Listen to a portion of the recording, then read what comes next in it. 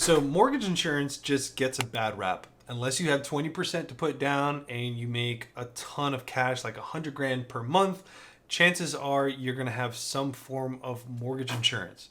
Today, I want to share with you why mortgage insurance is going to be applied, when it's applied, and ultimately how to get out of it, whether you're looking to refinance your existing mortgage or you're looking to purchase the first home of your dreams.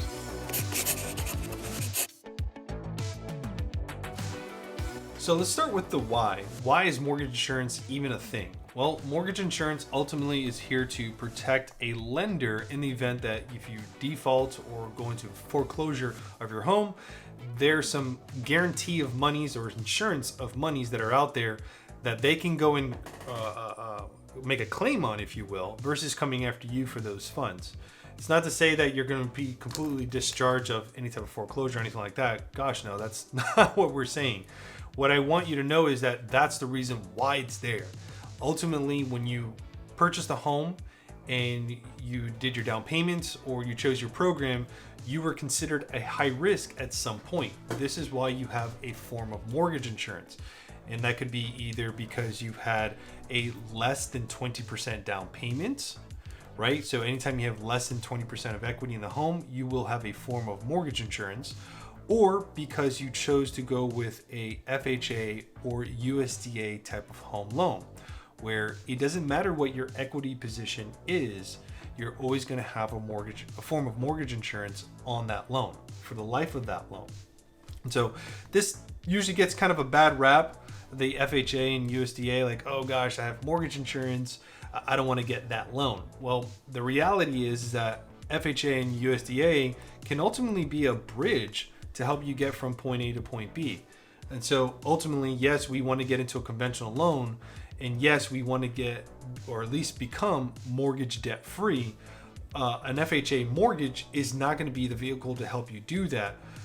But like I said before, it's a vehicle to get you from point A to point B. Maybe you have minimal funds to work with and you're looking for a 3.5% down payment, or maybe you're looking to do what's called a DPA, a down payment assistance type of loan, and mortgage insurance is going to be on there because FHA is tied to it. So don't give it a bad rap, if you will. It's a bridge to get you from point A to point B. So ultimately, that's why mortgage insurance is going to be there, and that's when you're going to need mortgage insurance altogether. Now, what are going to be your options as far as getting out of mortgage insurance when you're ready to do so, and how are you going to be able to do it? Now, some of these options are going to be for if you're an existing homeowner and you're looking to refinance and restructure some of your debts, one being your mortgage, or if you're an existing home shopper and you want to know what's the right strategy to go in on the home of your dreams, and knowing that you're going to have a form of mortgage insurance attached to it, this stuff is going to be applicable to you. So right off the bat, we need to understand that there are several mortgage insurance companies within the United States. A lender does not set the amount for mortgage insurance. So if you're shopping between lender and lender, and the mortgage insurance is cheaper with one or more expensive with the other, that does not mean that that lender is the one that's setting the tone for that mortgage insurance. Ultimately, it's these companies that you have here that are going to be setting the pace for that. MGIC is a big one. PMI Mortgage Company is another one.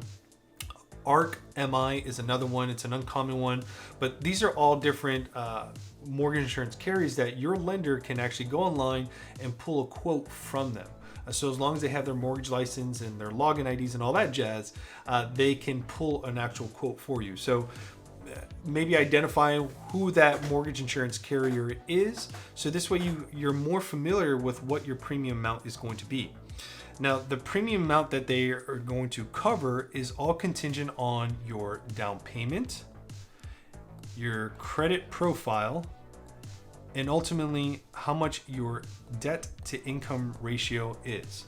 And so if you're not buying a house, it's not down payment, it's your equity position. Right? Remember, as you said before, if you have less than 20% equity inside of your home, you're going to have a form of mortgage insurance. So these mortgage insurance companies are looking at all those components. There are some factors in there, such as conventional, if you're doing Fannie Mae Home Ready or a Freddie Mac Home Possible. These are programs for people that are purchasing a home that can put less down, but there's less coverage. It's one of those specials, if you will. That's the best way of putting it, that these mortgage insurance companies provide for that product. Ultimately, what I'm getting at is the higher risk you are, putting less down, lower credit scores, higher debt ratio, the higher amount your mortgage insurance is going to be. Now, this mortgage insurance is really all for conventional type of loans. So FHA and USDA, it is what it is. There's no carrier that you're shopping for. The only thing that you can do on an FHA mortgage when it comes to mortgage insurance is ultimately you have what's called MIP, which is your mortgage insurance premium. And that's a lump sum that's charged up front and it's kind of rolled into your loan. So you're financing it, if you will. And then you have PMI, which is your private mortgage insurance. This is something that's charged monthly.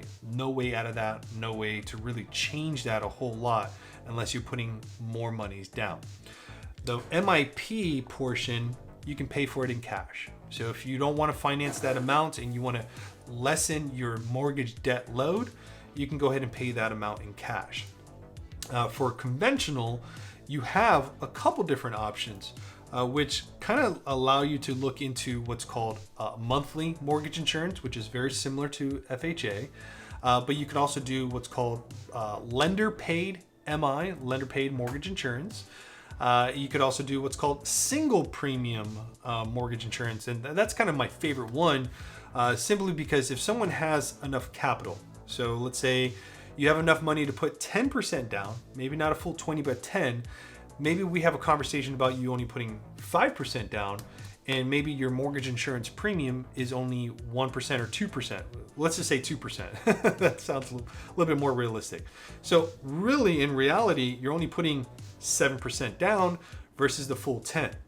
3% on 300 grand, $9,000 can go a long way, especially if you're trying to furnish the place. So this is just going to be a strategy, not just for home purchase. You can also use a single premium for refinances as well too. So it's something to consider when you're having that conversation with your loan advisor about your mortgage insurance options. Now, I do want to take this opportunity to debunk mortgage insurance in the sense, as I mentioned before, some people say it's a wasted money and you shouldn't have to be paying for that in this market. Like I said, unless you have 20% to put down, chances are you're going to have a form of mortgage insurance. So one thing to consider when you are looking at MI is a tax deduction. If you're purchasing a primary residence, the amount that you pay in single premium or in the amount that you pay monthly, you can deduct it at the end of the year when you do your taxes. It's important to kind of point this out when it comes to the single premium, because I've gotten this before. Sometimes it's confusing. Is if I pay for my single premium once, is that something that they charge every single year? And the answer is no. You pay for your single premium mortgage insurance in one bulk lump sum up front at the point of closing. And you never have mortgage insurance for that loan ever again. And that lump sum that you're paying is a tax deduction for you and your family.